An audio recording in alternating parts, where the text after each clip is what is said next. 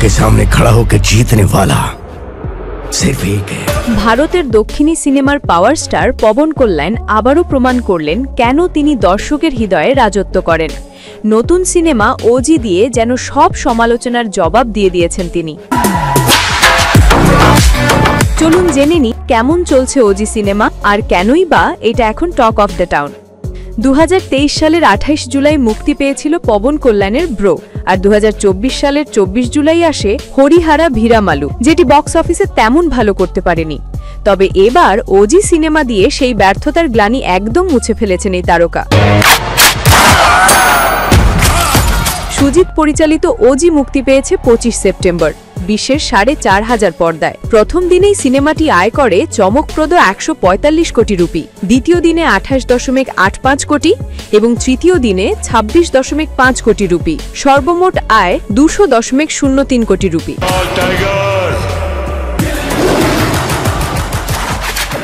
বাংলাদেশি মুদ্রায় প্রায় 274 কোটি 32 লাখ টাকা। তেলুগু সিনেমায় এত বড় ওপেনিং আগে দেখা যায়নি।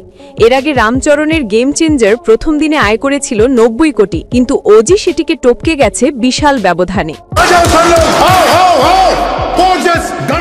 ওজি সিনেমার বাজেট ছিল 200 কোটি রুপি। মুক্তির আগেই শুধু থিয়েট্রিক্যাল রাইটস বিক্রি করে আয় করে 160 কোটি রুপি। নিজাম এরিয়া 60+ কোটি, অন্ধ্র 70 কোটি, সিডেড 25 কোটি। এই হিসেবেই বোঝা যায় সিনেমাটি হিট হওয়ার আগেই প্রযোজকরা লাভে। সিনেমাটির গল্প আবর্তিত হয়েছে ওজাস গম্ভীরা নামে নিষ্ঠুর এক ডনকে ঘিরে।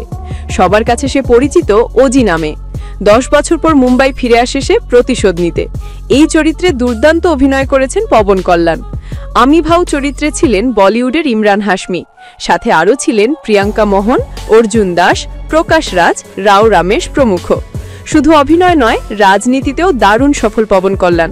জনসেনা পার্টির প্রধান হিসেবে অন্ধ্রপ্রদেশে জিতেছেন 2টো আসনে এবং বর্তমানে তিনি রাজ্যের উপমুখ্যমন্ত্রী।